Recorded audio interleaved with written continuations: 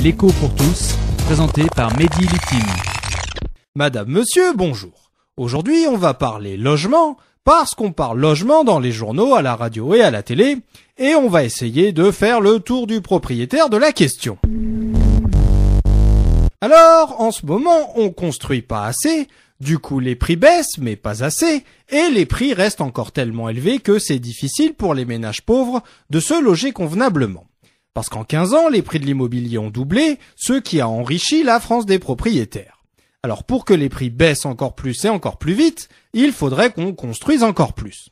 Mais sur un marché, les entreprises ne sont pas censées construire si personne ne passe de commande. Or, magie du marché de l'immobilier, une partie des gens qui achètent des logements sont des riches qui n'achètent pas pour se loger, mais pour loger des pauvres qui vont leur verser des loyers, soit pour que ces riches puissent rembourser ce logement, soit, une fois ce logement payé par les locataires, pour se financer un complément de retraite. Du coup, pour qu'il y ait plus de justice, il faudrait que ce soit des petites gens qui ont moins d'argent et qui ne peuvent pas bénéficier de l'aide de leurs parents, qui puissent acheter des logements pour eux-mêmes et pas pour les autres. Le problème, c'est que les prix sont trop élevés en ce moment pour que les petites gens puissent passer des commandes. Alors, comment faire pour que les prix baissent si personne ne passe suffisamment de commandes ? Eh bien, une fois de plus, c'est ce truc bizarre, garant de l'intérêt général, l'État, qui pourrait lui-même construire et du coup pourrait faire baisser les prix. Oui, mais mon bon monsieur, toute chose égale par ailleurs, l'État n'a pas les multiples informations et compétences disponibles sur le marché, et en plus, il faudrait quand même que l'État ne perde pas d'argent en construisant et en vendant, parce que sinon l'État devra compenser la perte qu'il réalise sur toutes ses opérations immobilières par une augmentation d'impôts. Oui, mais le changement c'est maintenant, et du coup les choses peuvent ne pas être tout à fait égales par ailleurs. Parce que ce qui coûte cher dans la construction d'un logement, surtout dans les zones où la demande en logement est forte, là où les prix sont élevés, c'est le prix du terrain. Et les terrains, il y en a deux types. Il y a les terrains dits constructibles, qui coûtent cher à acheter, et sur lesquels ça coûte cher du coup de construire une maison ou des appartements.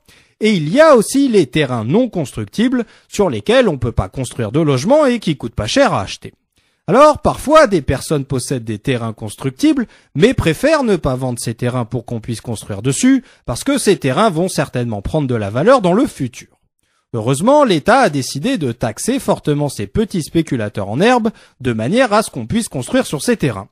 Mais surtout, ce sont les communes ou les communautés de communes qui décident si certains terrains aujourd'hui considérés non constructibles pourraient être considérés constructibles demain. Et là, l'État, défenseur de l'intérêt général face à l'intérêt particulier des communautés de communes, pourrait décider de rendre constructibles des terrains qui sont jugés aujourd'hui non constructibles et construire dessus, pas cher, des appartements de manière à faire baisser les prix et de manière ainsi que les locataires puissent devenir à leur tour propriétaires et arrêtent de payer les logements des plus riches ou leur complément de retraite. L'écho pour tous, une chronique écrite et présentée par Mehdi Litim sur Marmite FM 88.4. Vous pouvez nous contacter pour réagir à cette chronique sur marmitefm.canalblog.com.